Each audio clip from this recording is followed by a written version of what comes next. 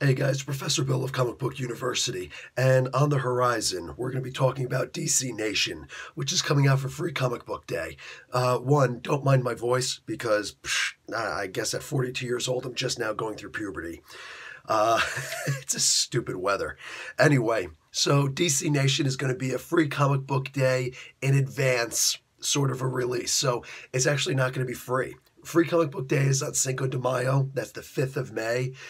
3 days before that, on the Wednesday that the new comic books are released, you will be able to pick this up. So it'll actually be about 2.5 weeks from right now when I release this video, this Monday. So it's going to cost 25 cents only, which is actually a fantastic deal. Originally, they were talking about releasing it on Free Comic Book Day. I guess that their senses became better, and they're like, you know what? Let's just release it a couple days early. It is still going to be free. If you want to go to the DC's home webpage, you can download it for free there. But if you want to actually have the physical copy, it'll be 25 cents. Don't be stingy, because this will not be reprinted in any of the upcomings or anything like that. They're suggesting that maybe they're going to leave it open so that they can reprint it in a collection. Like if they're going to get, volume 1 of the individual stories. This is going to be a feature for the prelude to Batman and Catwoman's big wedding, the wedding of the century. I believe it. Also the preview for Bendis, Brian Michael Bendis coming to Superman. And also for DC's Justice League No Justice. So for all 3 of those comics, this is going to be a preview for each one. This is going to be a 32-page issue that you can get for only 25 cents or free if you want to download it from DC's website. I can't think of a better deal for something that's going to be so amazing like that. And again, they're promising that they're not planning on reprinting this. So get it or don't. Okay, so Justice League No Surrender. First off, I was able to find the first 5 pages of this story, but plus the cover, of course. I'm going to be rolling them now. So DC's No Justice, it's going to be 4 issues, and it's going to be released weekly. So 1 issue a week for 4 weeks in a row. That is awesome. And each cover will feature the different teams that'll be involved in the No Justice. So I'm absolutely loving it. This is going to be James Tynion IV, Joshua Williamson, and also Scott Snyder. So these 3 guys are going to be on this story. I'm already in love with the story. You can see what they're offering in the pictures. You're going to have Amanda Waller is talking about she's going to release Task Force 11, which the last time we'd really heard of Task Force 11 was back when the Justice League versus Suicide Squad, which was a year ago. So that's awesome that they had this in mind and they're keeping it now. Totally digging it. Of course, at the same time, why not? Because DC's Dark Knight's Metal was supposed to be a summer event, last summer, not from one summer to the next spring. So anyway, what do we got here? Francis Manapul is going to be on art, and the book itself, DC's No Surrender, will be released on the 9th of May. So that's actually going to come the following week, but you can get, of course, the preview to that a week earlier for 25 cents, that Wednesday prior. So some of the things that they're promising for this, dude, I am absolutely in love. You can see all 4 of those teams. They're talking about, for No Surrender, the Solicits. In this kickoff issue of the 4-issue miniseries, after Brainiac systematically takes down all of Earth's super teams, the last thing the League expects for him to ask for their help. Without their aid, his home planet and the universe are doomed. Guys, go and check out Brainiac. Brainiac, there's the word, Brainiac, explained in a minute on Comic Book University. You will see where his home planet is from and all that good stuff. So DC's Dark Knight's Metals left the DC universe transformed in ways both terrifying and wondrous. Only the Justice League is strong enough to face the threats to come. or are they? Well, they've got more than that. As you can see in the solicits, they've got the entire Green Lantern Corps going up. One of the main things is that the source wall has been broken. If you remember in issue number 6 of DC's Dark Knight's Metal, the source wall is broken. That's where the new gods have kept out the old gods. They've kept them all. Like when they die, that's where they are. So they're afraid to mess with things. And it's funny because the Green Lantern Corps, Hal Jordan, the Green Lantern Corps, if you were reading the previous, right before the Will of Zod, there was actually a really great story where it turns out that they were actually trying to mess with the source wall and they almost opened it. But, you know, we've got a Green Lantern Corps, so we're good. So, what secrets of the cosmos will Superman, Martian Manhunter, and Team Mystery discover? Will Zatanna, Wonder Woman, and Team Wonder awaken alien magic they cannot put back to sleep? What can Harley Quinn possibly have to teach the rest of Teen Wisdom? And most importantly, why the heck is Beast Boy on Team Entropy with Lobo and Batman? Not just him, dude. Like, Deathstroke is on there. Lex Luthor is on there. And we haven't seen Lex Luthor since he removed the S back in, I think that was Action Comics. It might have been Superman, but I think it was Action Comics. He got so mad at Superman, he removed the S. Well, it's still not on his chest. So that says something. Anyway, all of this is supposed to be an exciting event for 2018. More importantly, it's going to lead to the new Justice League for 2018. And all of that just sounds absolutely incredible. So Justice League No Justice 2, the solicit states, the team arrives at Brainiac's homeworld and find it already in chaos. Only by splitting up and journeying to the 4 cosmic trees of Colu will they have any, Colu is his home world, will they have any hope of saving the planet. But what's waiting for them will be the true test of their mettle, of their new alliance. I also want to mention all of these issues are going to be $3.99 US. So they're jacking up that price. They're not giving you the option to not buy it with the digital copy.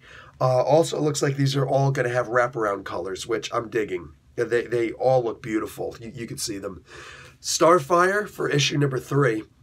Starfire makes a crushing discovery. Beast Boy uncovers a shocking betrayal. And Cyborg and Wonder Woman are forced to make decisions that will have devastating repercussions for all 4 teams and potentially for those they left behind on Earth. And the solicit for issue 4, the epic finale that everyone will be talking about after the unimaginable happens. The DCU must band together to defend Earth from annihilation. Before the end, new alliances will be forged and some heroes will be lost forever. That is wicked. Don't miss the event that will set the stage for the Justice League in 2018 and beyond. That is crazy, my peeps. That is nuts. So I'm really looking forward to that. Another one of the stories that's going to be coming up in this DC Nation will be Batman. As I've mentioned, Batman number 50 will be released on July 4th. So, and Celebration Day, the founding of America. But what do you call it? Tom King is going to be writing this, and art by Clay Mann. So this DC Nation is going to feature a preview of the prequel to all that crazy stuff that's going to happen once basically Batman and Catwoman are getting married. The Joker's going to finally find out about this. We haven't really seen the Joker in these issues of Batman or Detective Comics. Not really. We saw him in the War of Jokes and Riddles, which was technically a prequel to everything. That was just Batman relating that story, his biggest failure, to Catwoman later on, why she shouldn't marry him, even though he wants her to. So we haven't really seen the Joker in Rebirth, not really. We granted, Dark Knight's Metal, that's something entirely different. Anyway, hopefully pretty soon, all 3 of the Jokers, we're going to find out what the story is behind those also. I love that DC's planning all this stuff in advance. They just need to keep their schedule better so that we don't have so many delays. So, finally, guys, tell me if I'm right or wrong. This right here, is this not the most obnoxious thing you've ever seen? This is actually just as bad. I mean, in many ways, it's kind of worse than when DC got their hands on Jack Kirby back in the day. Remember when they had all those posters out? Well, me neither. I wasn't born back then, but you get the idea. So, I do like that. I mean, I don't think that even Brian Michael Bendis is going to put himself in the league of Jack Kirby, but it is interesting that they are so in love with the idea of Brian Michael Bendis coming over. I can't, deny it at all. It is a big deal. He is one heck of a writer. I know a lot of people will criticize, 6 or 7 things that he's done, but I can name you 100+ things that he's done that's amazing. The guy is just superb in his writing. He's changed things around. I mean, for crying out loud, he first came into Marvel after they went bankrupt. And that was back in 96, and he's been with them since, thinking that the company was going to fail. And instead, he's got his creative input on things, all things Marvel, including their cinematic universe when they started putting that stuff out.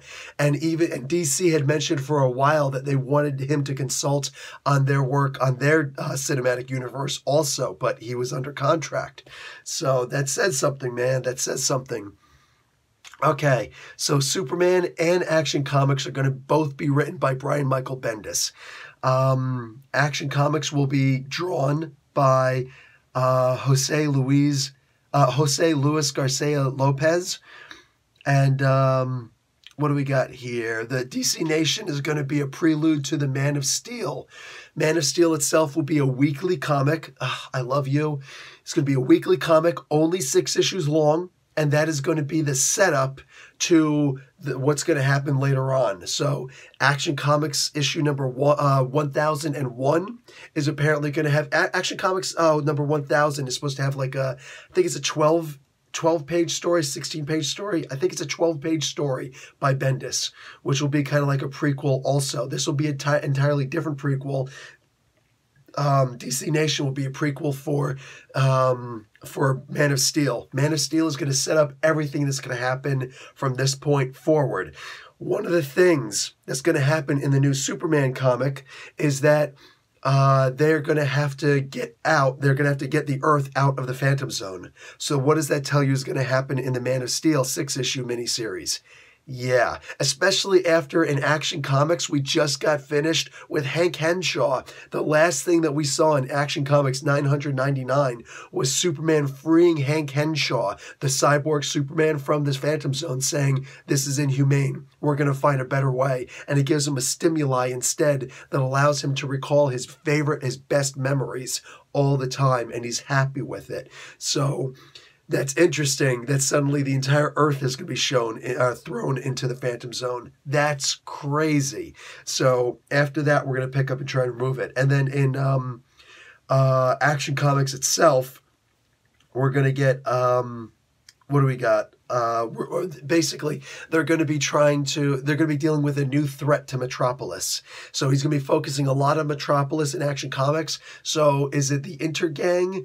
Or is it going to be something like that, something different? Because Bendis, knowing Bendis, he's probably created something entirely new to totally throw us. Because instead of just throwing the same old stuff at us, that's not Bendis, man. Bendis likes to create. So it's my personal opinion, he's going to create a new threat to Metropolis that Superman has to face. I can't wait to see what he's going to do. I am genuinely excited for this.